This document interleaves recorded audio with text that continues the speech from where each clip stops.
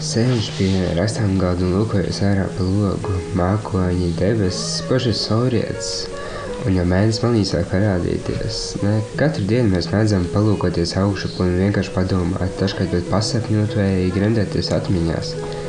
Debesis ir tā viena no retajām lietām, kas redz un aptver visu pasauli, cilvēkus, ģimenes, mūs ikvienu. Debesis un tajās ragošie mākoņi ir viens, bet tik reiz savādāki. Dažkārt, lūkojoties tajos, atceros bērnību, kad izbraucienos ar ģimeni mēdzām lūkoties mākoņos un saskatīt tajos dažādākos tēlus, lietas, pat cilvēkus un pasmieties par to, ko tajos spējam saskatīt. Vai bērnība mūsos tik ir ļoti īpaša? Manuprāt, tas ir cilvēka svarīgākais dzīves posms. Varbūt tā bija kļūda sacīt, ka tas ir tikai posms, jo bērns mūsos turpina dzīvot līdz pat kapa malai. Bērnība ir tas laiks, kad mēs veidojam sevi, kad mums to palīdz darīt vecāki, ievirz mums pareizās sliedēs, nedarīt tik daudz blēņu, kā padomāt par to, kāds tu esi un vēlies būt.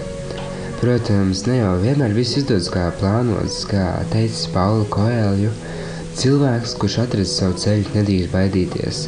Viņam jābūt gan drosmīgam, lai spērtu arī kļūmīgus soļus, vilšanās, sakāvi, izmisums. Tie ir tikai daži līdzekļi, ko Dievs izmanto, lai parādītu mums īsto ceļu. Mana ģimene man klāt ir bijusi vienmēr, gan kad smaids atpešas līdz pat ausīm, gan tad, kad acīs sariež asaras. Ģimene ir tie, kas nekad nespējas aizvietot kādu citu. Draugi dzīves laikā nāk un iet, bet ģimene paliek.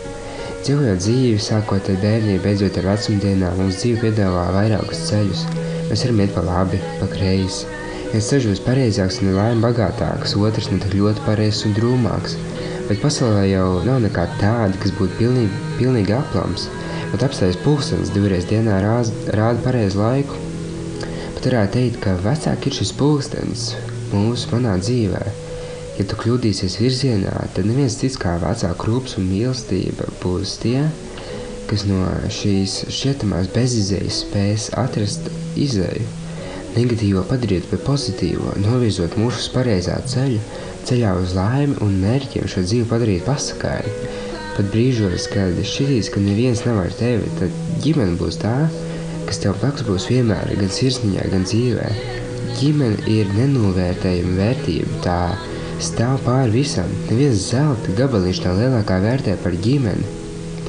Pat dažkārt, kad šķiet, ka vecāki izdara nepareizes lēmumus, kas sarūktina, tomēr dara aizdomāties, kā es darītu viņu vietā pret savu bērniņu, un beigās jau vienmēr nonāk pie secinājuma. Viņiem tomēr bija taisnība. Viskaistākā vērtība dzīvē, manuprāt, ir mīlestība ģimenē. Pats mazākais, ko es varētu darīt, ir teikt jums lielu paldies. Paldies, ka radījāt mani. Paldies, ka izaudzinājāt mani. Paldies, ka ar jūsu rūpēm, mīlestību un padomām es esmu tieši tāds, kāds esmu. Vienkārši. Paldies!